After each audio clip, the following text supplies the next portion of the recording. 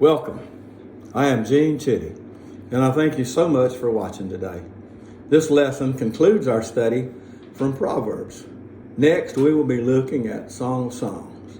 Today, we will be looking at chapter 31, verses 10 and 16, and verses 23 through 31. Let me ask you to please share this video on social media. Many of our churches are not meeting as before the pandemic.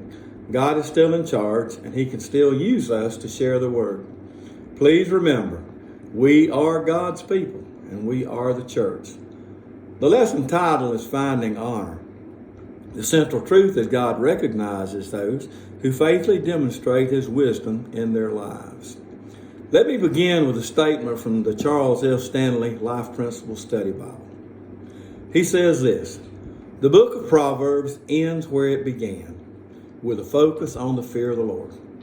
Those who know and worship God for who He really is, obeying and loving Him wholeheartedly, find success in life and store up wonderful treasures in heaven. Proverbs 1:7, the fear of the Lord is the beginning of knowledge. Fools despise wisdom and discipline. Proverbs 31:30, charm is deceptive and beauty is fleeting, but a woman who fears the Lord will be praised. There are several passages in Proverbs that speak of women in an immoral or unpleasant way. There are 4 verses that refer to her as the nagging wife. There's the wicked woman who lures men into the sins of the flesh, mentioned throughout the book. Proverbs also speaks complimentary of women in more verses than any other book in the Old Testament. In chapter 31, verses 10 through 31, a wife of noble character. In the New American Standard Bible, it uses the word excellent. The New Living Translation says virtuous and capable, while the Message says a good wife. Being a wife of noble character refers to a dignified character. A virtuous woman is one having or showing high moral standards. As we look at what the writer is saying, we will get a good idea of what the ideal wife looks like. But now let's not get carried away with making comparisons. In verse 1 of Proverbs 31, we find all we know about the writer of these verses. Proverbs 31:1, the words of King Lemuel, a pronouncement that his mother taught him. The word pronouncement meaning a formal announcement. Lemuel was a king, to what nation we don't know, a son that recorded the advice his mother gave him. Verse 10 asks a question: who can find a wife of noble character? A wife, a good, a capable wife. This implies finding a good woman was a hard thing to do. Today, I would say of equal importance is where are you looking? And as I understand, most Old Testament marriages were arranged. I won't chase that rabbit today, for we're going to look at what was written while trying to see the good character of a godly woman. I say a godly woman because I believe that is the first thing we need to look for, a woman that is Spirit-led.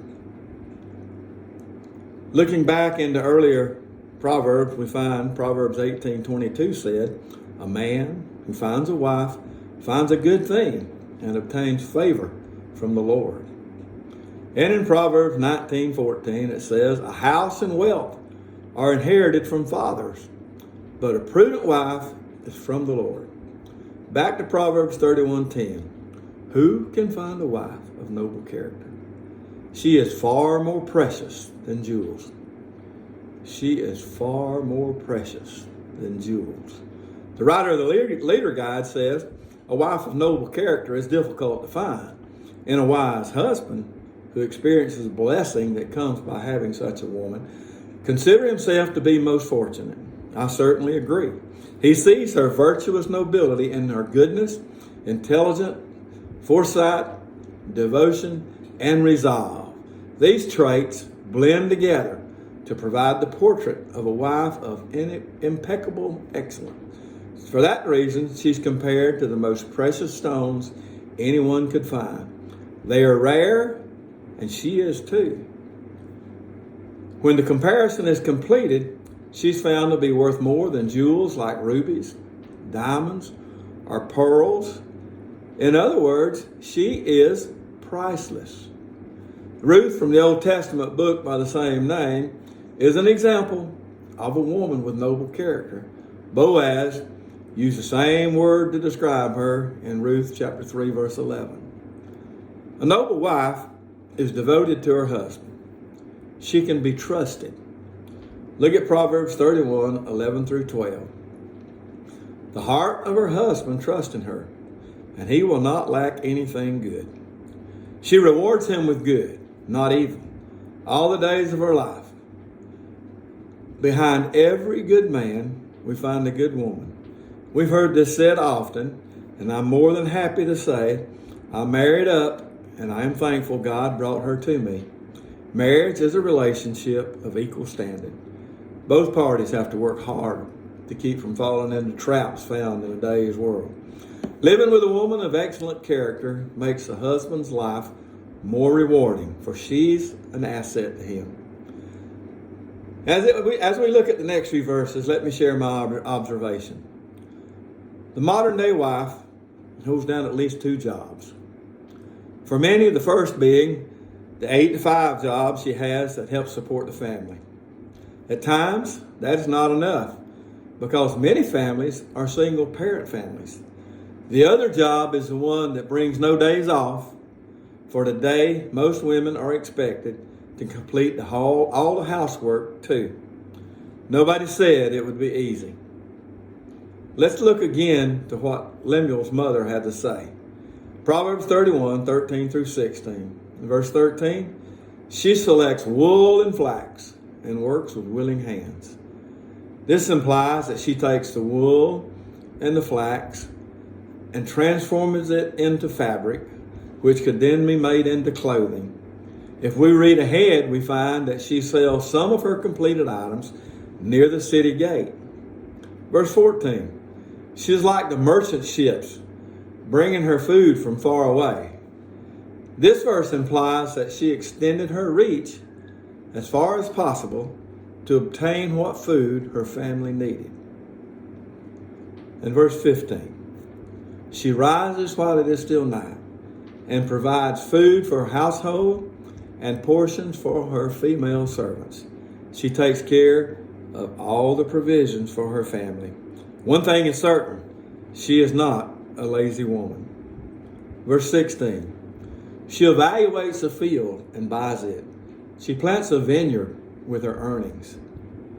The CSB Study Bible adds this comment for verse 16 and 17. It requires tremendous strength to earn the extra money to buy a vineyard, then to clear it of stones, plant the vines, dig a wine press, and build a tower to protect it. Let me encourage you to read those verses 17 through 22 to learn what Lemuel said more about this woman. This woman was truly wise in her work. The writer of the Leader Guide again adds some information to help us understand. He says this, she thought only in terms of how the property would provide what her family needed. He says this verse sheds light on the industrious ways of God's people who trust Him and seek His wisdom. Because of the way she managed herself and her family, she enhanced her husband's reputation. In Old Testament times, a city gate was more than an entryway into the city. The city gate served as a location where men would gather to conduct business and attend to legal issues. Also, an area around the city gates were those places where the people set up marketplaces to barter their things, their food, their produce, their things they'd made to make the money or to swap it for goods that they needed. Proverbs 31:23 says, her husband is known at the city gates where he sits among the elders of the land. The husband of a woman of noble character would have a good reputation there. They would see what that woman represented. Proverbs 31:24. She makes and sells linen garments. She delivers belts to the merchants. The merchants must have noticed the quality of her products. Notes from the CSB Study Bible says, she sells everything from the inner linen garments that are put on first to the outer belt and sash. She was much more than the distinctive clothing she sold and adorned herself with. Proverbs 31, 25 through 26. Continue about this woman of noble character. Verse 25. Strength and honor are her clothing, and she can laugh at the time to come. Verse 26. Her mouth speaks wisdom, and loving instruction is on her tongue. I had the thought, does such a woman even exist? Proverbs 31, 27. She watches over the activities of her household and is never idle. As you have listened, have you noted the many character traits of this noble woman? It continues on in Proverbs 31, 28. Her children rise up and call her blessed. Her husband also praises her. She has strong character. She's happy to the point of laughter. She's not afraid of the future. She even looks forward to the future. She watches closely over her family. She's never lazy. Her children praise her, and so does her husband. The husband says this in verse 29. Many women have done noble deeds, but you surpass them all. We might look back over this and think it would be impossible to find a wife of noble character. Surely, a woman of such character is worthy of praise. Let's look at the last two verses of this chapter. Verses 30 and 31. Charm is deceptive, and beauty is fleeting, but a woman who fears the Lord will be praised. Give her the reward of her labor, and let her works praise her at the city gates. What makes this woman a noble wife is found in this verse here. A woman who fears the Lord will be praised.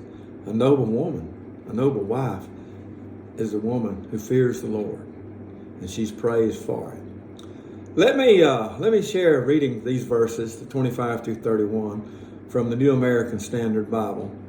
As I read it, I've been reading through the Christian Standard Bible, but as I read this in preparation for the lesson, I thought, wow, this shows another picture of this noble wife that's spoken of in verse 10. Strength and dignity are her clothing, and she smiles at the future. She opens her mouth in wisdom, and the teaching of kindness is on her tongue.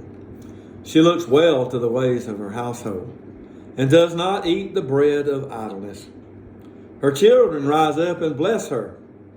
Her husband also, and he praises her, saying, many daughters have done nobly, but you excel them all. Charm is deceitful, and beauty is vain, but a woman who fears the Lord, she shall be praised. Give her the product of her hands, and let her works praise her in the gates. I came across an article as I was researching this week that I would like to share with you. It's an article that I'll just share the part that speaks to the woman, but this article, it's shared about a man as well as a woman. It's an article by Pastor Todd Wagner of Dallas, Texas, and it's found at the website wordsfromwags.com. The title is What It Means to Be God's Woman. First, and before I read these, I just wrote the statement that he gathered from each one, but after each statement that he numbers 1 through 5, he took and listed and shared each one of the verses from the translation that he used in obtaining this statement. Seek God first. Reject the lie that anyone can satisfy you. Speak faithfully. Love others with godly wisdom, boldness, and kindness. 3, show true beauty. Bodies deteriorate. Persons develop. Invest in that which lasts. And 4, stay humble. Be constantly aware of pride and selfishness. Don't think less of yourself but think of yourself less. And 5, serve the Lord, set your mind on eternal things. Serve the eternal King and live to please only Him. Please continue to pray. Pray, pray, pray. Pray without ceasing. Pray for our churches. Pray for our people. Pray for our country. Pray for healing. Claim 2 Chronicles 7:14. If my people. If we only pray, we can see the results from it. As I asked you earlier, I ask you to please share this video. And as you listen to the sermon this week, please share it as well. Not tomorrow, but next Sunday, we will be beginning back with our worship services at First Baptist Church Bonifay. And on the 23rd of September, we will begin starting back on some of the Sunday school classes, the older folks, one of the classes that I teach, but it'll be posted. But the younger folks are going to be participating in the Acts Around the Table. If you need more information about that, contact Pastor Chris at First Baptist Church Bonifay. And I just thank you so much for supporting our church and supporting our community. Again, I say, please continue to pray. Pray, pray, pray. Pray until something happens. Thank you for your time. Until next time.